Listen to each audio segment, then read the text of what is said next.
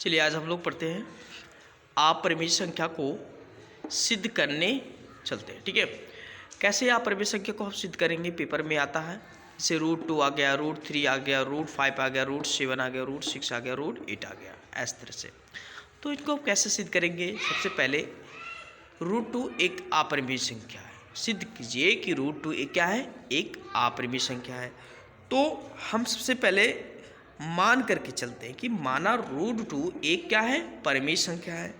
जब ये परिमेय संख्या मान लिए तो हम परिमेय संख्या के बराबर कर सकते हैं। ठीक है, और रियल में परिमेय संख्या को हम p/q के रूप में लिख सकते हैं। और p बाई यहाँ q एक क्या है? सहभाज्य संख्या। सहभाज्य संख्या किससे कहते हैं? सहभाज्य संख्या वे संख्याएं होती हैं जिसमें p और q में कोई उभयनिष्ठ कॉमन ना हो। ठीक है, अंश और हर में कोई कॉमन ना हो, उसी को हम बोलते हैं सहअभाज्य संख्या। जैसे 2/3, 3/5 में से कोई कॉमन नहीं है। ठीक है, अब हम क्या करते हैं? पहला काम इसमें हो गया। अब दूसरा क्या करेंगे? दोनों पक्षों का वर्ग करने पर दोनों पक्षों का वर्ग कर लेंगे तो ये जो p/q है इसका होल स्क्वायर बन जाएगा और √2 का होल स्क्वायर। ये स्क्वायर से रूट कट जाएगा और इसका स्क्वायरिंग और प्लस q का स्क्वायरिंग लिख दिया मैंने। ठीक है, चलो अब हम क्या करेंगे? इस की बात करते हैं। देखो यहाँ ठीक है, 2 को हम यहाँ लाएंगे और q को स्क्वायर को यहाँ लाएंगे। ठीक है, मैंने यहाँ ले आया, देखो यहाँ है ना। अब ये जो p² है वो 2 से क्या हो रहा है? विभाजित हो रहा है। 2 से क्या हो रहा है? विभाजित हो रहा है। मैं यहाँ लिखा हूँ p² 2 से विभाजित हो रहा है, अतः है ना p भी 2 से क्या होगा? विभाज्य होगा। इसलिए p का एक उभयनिष्ठ गुणनखंड जो होगा, यहाँ मैं लिखना भूल गया हूँ, गुणनखंड जो होगा वो कितना होगा? 2 होगा। ठीक है, कितना होगा? 2 होगा। मैं यहाँ लिख दे रहा हूँ। ठीक है,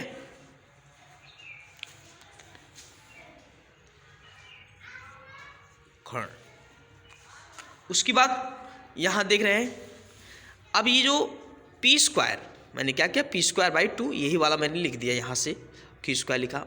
अब क्या करेंगे? इस बार हमने p² को दर्शाया, इस बार हम q को दर्शाएंगे। ठीक है, तो आप p को दर्शाया तो p बराबर हम मानेंगे 2m।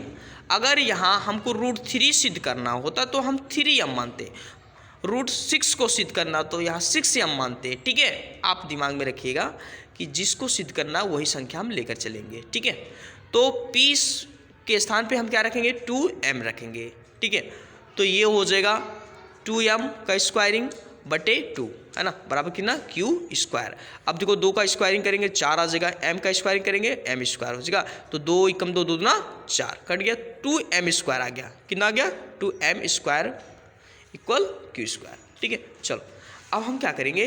इस 2 को देखो यहाँ 2 को हम इधर भेज देंगे तो ये आ जाएगा m का स्क्वायरिंग बराबर q²/2 हो जाएगा। ठीक है, अब देख रहे हैं कि जो q² है वो 2 से क्या हो रहा है? विभाज्य हो रहा है, लिखेंगे ना। और p इसका मतलब कि यहाँ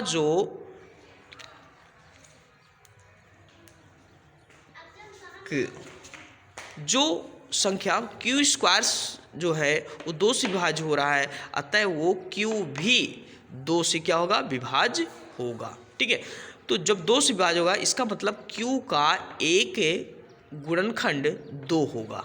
ठीक है, बात समझ में आ रहा है? जिस संख्या से कोई संख्या विभाजित हो रहा है उस संख्या का वह गुणनखंड जरूर होता है। ठीक है, अब मैंने समीकरण 1 की बात करते हैं, यहाँ है मेरा। ठीक है, यहाँ समीकरण 1 हमारा यहाँ की सहभाज्य संख्या p/q, इसमें कोई कॉमन नहीं होना चाहिए। तो इसका मतलब p और q कोई ऐसी संख्या हो जो दोनों ना कटे। लेकिन यहाँ क्या दिखाई दे रहा है? q² भी 2 से कट रहा है और यहाँ p² भी 2 से कट रहा है। इसका मतलब p का और q का एक उभयनिष्ठ गुणनखंड कौन बन जा रहा है?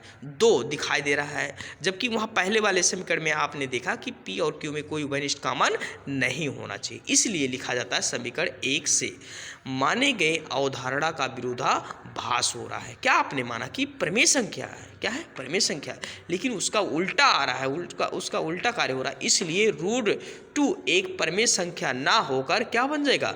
एक अपरिमेय संख्या होगा। ठीक है।